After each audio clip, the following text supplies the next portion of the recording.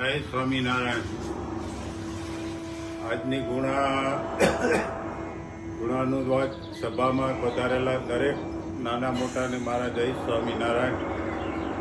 રમેશભાઈ વિશે તો ઘણું કહેવાનું હોય છે, પણ ઘણો બધા જાણે છે એટલે કાંઈ વિશેષ કહેવાનું થતું નથી. પણ એના જે કાર્યો છે એ ભગવાનને સાથે રાખીને કર્યા છે એટલે એના પરિવારમાં બધા એ રીતે રહે એવું એને કરવાનું છે. જય સ્વામિનારાયણ. જય સ્વામિનારાયણ. આજની આ ગુણાનુવાદ સભામાં પધારેલા દરેક હરિભક્તો, સંતો તથા આપણી વચ્ચે બિરાજિત ઘનશ્યામ મહારાજ તથા રાધારમણ દેવ, સિદ્ધેશ્વર મહાદેવ, નીલકંઠ વર્ણિન્દ્ર ભગવાન.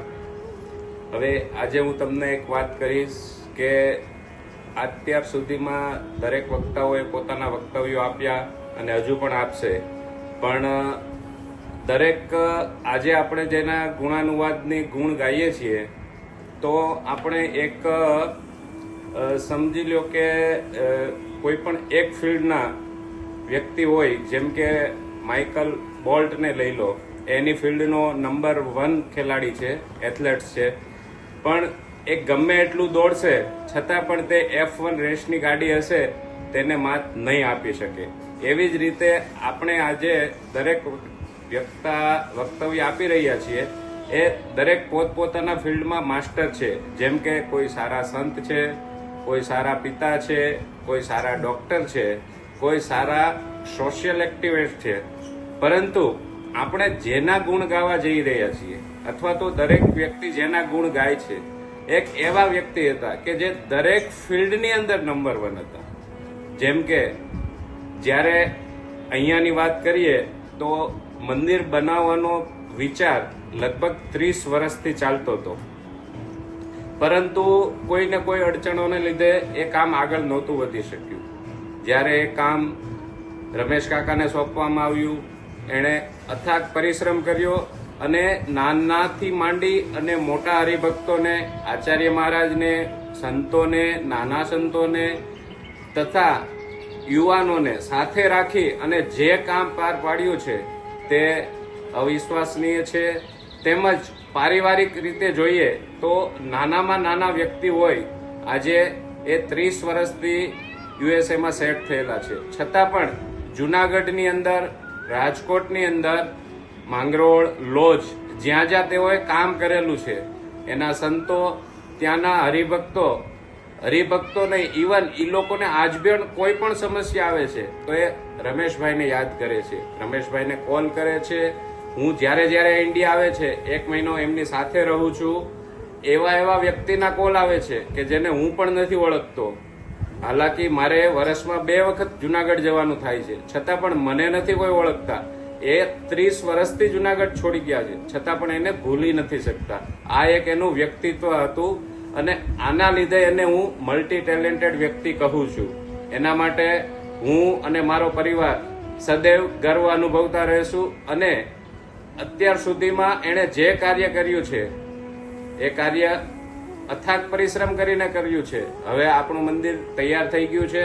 હવે એને જેમ કે દેવી અને દેવતાની મૂર્તિ આપણે જેમ પધરાવી છે, ભગવાન સ્વામિનારાયણની મૂર્તિ પધરાવી છે, આપણે બધા એવું વિચારીએ છીએ કે ભાઈ એ આપણી સમીપે સાથે બેસી અને આપણું કાર્ય નિહાળે. એવી જ રીતે કાકા પણ આપણી સામે જ બેઠા છે અને હવે આપણી ફરજ એ છે કે એના કાર્યને આપણે 100% સારી રીતે આગળ વધારીએ.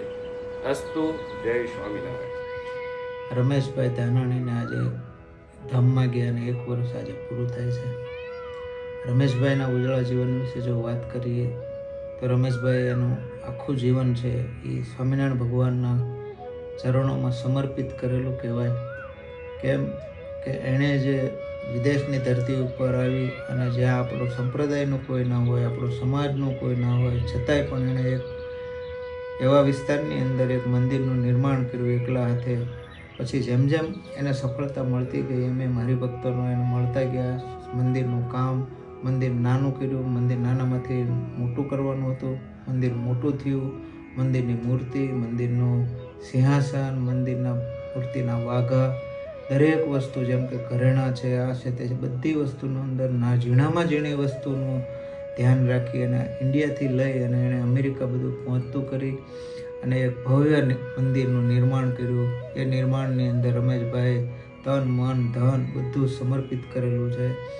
આ રમેશભાઈને જ્યારે મંદિરની પ્રાણ પ્રતિષ્ઠાનો ટૂંક સમયમાં એનો જે ઉત્સવ આવી રહ્યો હતો અને મંદિરના સિંહાસનો છે એ પોતે ફિટ કરી દીધા, ભગવાનને પધરાવે એટલી જ વાર અને ભગવાનને કંઈક કરવું એવું કે રમેશભાઈને અચાનક મારા ધામમાં લઈ ગયા. ધામમાં તો લઈ ગયા પણ એવા સમયે લઈ ગયા કે જે યાદગાર રહી જાય. કેમ કે ભાઈ આજે સંપ્રદાયની અંદર કે મંદિરની અંદર કે કોઈ નાના જુવાનિયા ટીમ છે, એ જુવાનિયા ટીમને કેટલી બધી કોઈ માહિતી નહોતી, છતાં પણ આજે રમેશભાઈના જવાથી બધાએ ખંભે ખંભો મિલાવી અને મંદિરને એટલું ગુંજતું કરી દીધું કે આજે નાનામાં નાના સંત હોય કે મહારાશ્રી હોય તો હર હંમેશ બધાના મોઢે રમેશભાઈનું નામ તો ગુંજતું હોય છે.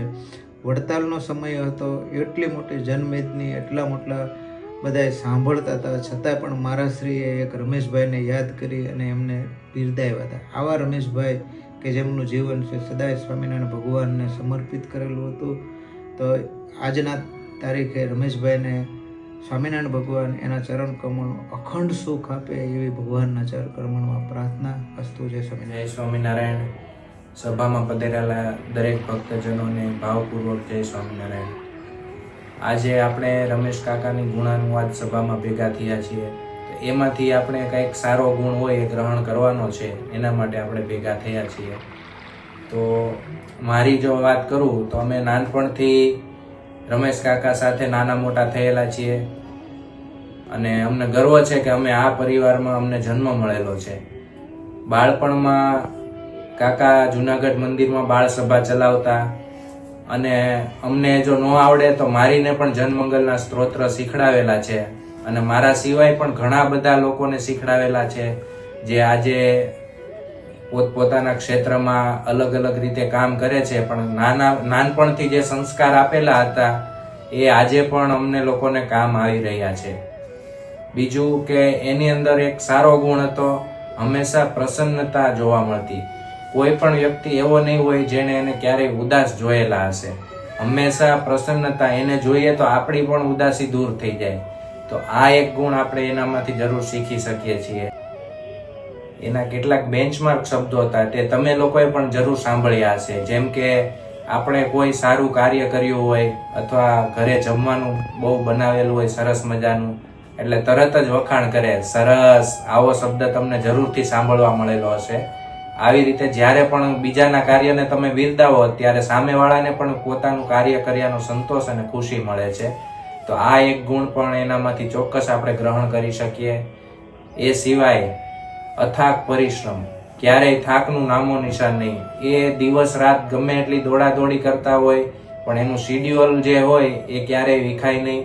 એટલે આ રીતે અથાગ મહેનત કરતા, ફક્ત મંદિર માટે જ નહીં, ઘર માટે, પરિવાર માટે કે બીજા લોકો માટે પણ. બીજું એક વાક્ય પણ તમે ક્યારેક સાંભળ્યું હશે, ઝડપનું નામ જાદુ. આ પણ એનો ખાસ શબ્દ હતો કે કોઈ પણ કાર્ય એકદમ ઝડપથી કરવું અને પૂરી ચીવટપૂર્વક કરવું. તો આ વસ્તુ આપણને દરેક ફિલ્ડમાં કામ લાગી શકે છે.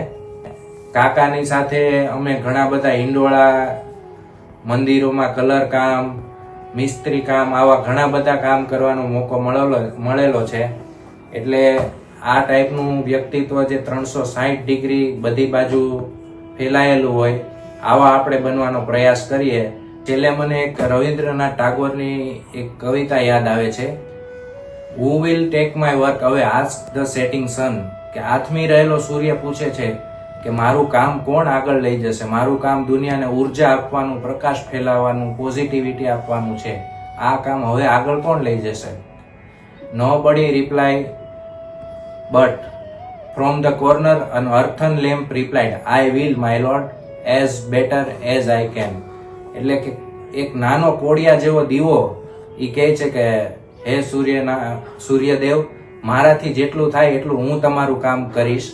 એટલે આપણે પણ આ સૂર્ય જેવી પ્રતિભામાંથી જેટલું પણ દીવા તરીકે આપણાથી જેટલું પણ કામ આગળ ધપાવી શકીએ એ ધપાવવાની આપણી ફરજ છે અને આપણું કર્તવ્ય. અને ભગવાન આપણને એનામાંથી કંઈક સારા ગુણ આપણા જીવનમાં પણ ઉતારવાની પ્રેરણા આપે એ સાથે અસ્તુ. જય સ્વામિનારાયણ.